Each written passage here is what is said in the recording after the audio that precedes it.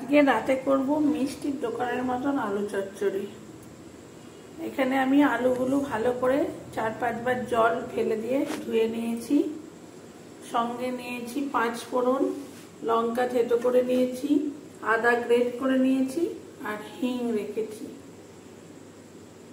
কড়াইয়ে তেল গরম হয়ে গেছে, আমি এবার হিং দিলাম, তারপরে 5 ফোড়ন দিলাম, তারপরে আদা গ্রেট করে দিলাম, তারপরে লঙ্কা দিলাম।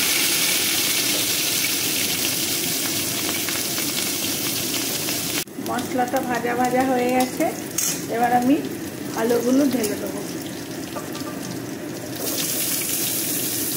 এবার নাড়ব ভালো করে, ভাজা না হবো একদম।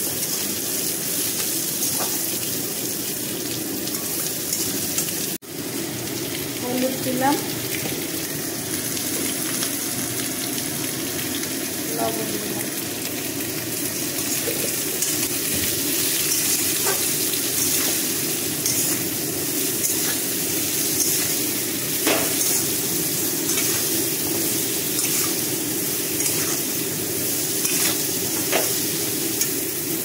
আমি জল দিয়ে দিলাম।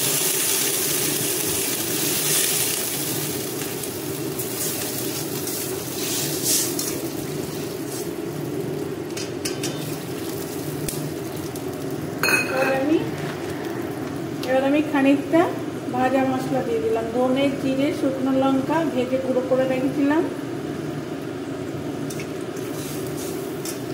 এবার যতক্ষণ না হয় ততক্ষণ ফুটতে থাকে।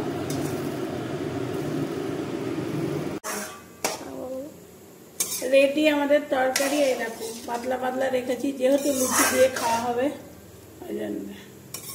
তোমরা কমেন্ট করো কেমন হয়েছে।